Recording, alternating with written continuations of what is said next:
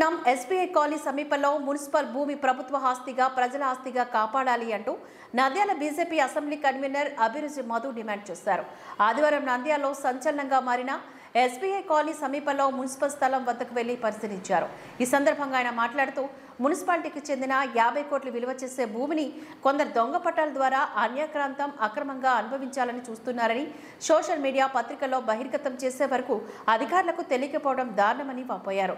జనవరిలో జరిగిన కౌన్సిల్ సమావేశంలో అధికార పార్టీకి చెందిన మాజీ మున్సిపల్ చైర్మన్ దేశం సులోచన స్థలం అన్యాక్రాంతమై నిజానిజాలపైన శ్వేతపత్రం ఇవ్వాలని డిమాండ్ చేశారని అన్నారు. నంద్యాల మున్సిపల్ అధికారులకు తెలిసి జరుగుతుందా లేదా తెలియక జరుగుతుందా సమాచారం ఇవ్వాలని ప్రశ్నించిన విషయం తెలిసిందేనని చెప్పారు. ఈ కార్యక్రమంలో బీజేపీ పట్టణ అధ్యక్షులు కసెట్టి చంద్రశేఖర్, ఉపేందర్ రెడ్డి, బీజేపీ నాయకులు తదితరులు పాల్గొన్నారు. ఈరోజు నంద్యాల పట్టణంలోని స్టేట్ బ్యాంక్ కాలనీలో మున్సిపాలిటీకి సంబంధించిన 2 ఎకరాల 40 సెంట్ల ఆస్తిని సర్వే నంబర్లు 2313/1A, 2313/1B, 2313/1C, 2313/2A ఈ విధంగా వివరాలతో కూడిన సర్వే నంబర్లకు సంబంధించిన అత్యంత విలువైన భూమి, దాదాపుగా పత్రికల్లో రాస్తున్న సమాచారం ప్రకారం 50 కోట్ల రూపాయల విలువైన ఈ భూమిని దొంగ పత్రాల ద్వారా కొంతమంది అన్యాక్రాంతం చేసి ఆక్రమించుకుని అక్రమంగా అనుభవించే ఉద్దేశంతో ఉన్నారని చెప్పి జనవరి నెలలో జరిగిన మున్సిపల్ కౌన్సిల్ సమావేశంలో వైఎస్ఆర్సీపీ పార్టీకి సంబంధించిన మాజీ మున్సిపల్ చైర్మన్ సులోచన గారు ఈ విషయం మీద దీని మీద నిజ నిర్ధారణ తేలాలి, ఆ ఆస్తి ఎలా రాయబడింది, మున్సిపాలిటీకి తెలిసి జరిగిందా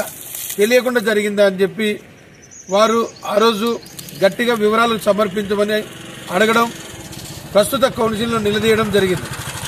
జరిగిన తర్వాత ఆ విషయం మీద దాదాపుగా మున్సిపాలిటీకి సంబంధించిన అనేక అంశాల వారీగా పూర్తిగా దీని మీద నిజానిజాలు తెలియజేయాల్సిన అవసరం ఎంతైనా ఉంది అని చెబుతూ దీని మీద పూర్తిగా నిర్ధారణ కమిటీ వేస్తాం, కోర్టు ద్వారా స్థలాన్ని కాపాడుతాం, పోలీస్ స్టేషన్లో ఎవరైతే కారకులో వారి మీద క్రిమినల్ కేసులు బుక్ చేస్తామని చెప్పి కౌన్సిల్లో చైర్మన్ గారు చెప్పడం జరిగింది. ఈ 3 రోజుల కిందట, నిన్న 2 రోజుల కిందట నేను ఈ విషయం పైన Bharatiya Janata party assembly convener గా అభిరుచి మాది మాట్లాడుతున్నానండి అని చెప్పి మున్సిపల్ కమిషనర్ గారితో మాట్లాడితే ఈ విషయం మీద నేను పోలీస్ స్టేషన్లో కంప్లైంట్ ఇస్తున్నాం, కోర్టుకు కూడా వెళ్లాం, వీరి మీద తగిన చర్యలు తీసుకుంటాం, పొలంలోకి రాకుండా మేము అన్ని రకాలుగా ఆస్తిని కాపాడుతామని చెప్పి మాట ఇవ్వడం జరిగింది. అలాంటిది దాదాపుగా మున్సిపల్ కౌన్సిల్లో కూడా చైర్మన్ గారు ఇచ్చిన హామీ గాని, కమిషనర్ గారు నాకు ఇచ్చిన హామీని గాని ఇవాళకి 48 గంటలు దాటినా కూడా ఇప్పటి వరకు దీని మీద ఎటువంటి కేసు నమోదు కాలేదని నా దృష్టిలో ఉంది సమాచారం. దీన్ని బట్టి నేను కోరేది ఏంటంటే, ఒక Bharatiya Janata party assembly convener గా మేము చేస్తున్న డిమాండ్ ఏంటంటే, దీనికి తగిన బాధ్యుల మీద ఖచ్చితంగా కఠిన చర్యలు తీసుకోవాలి. ప్రభుత్వం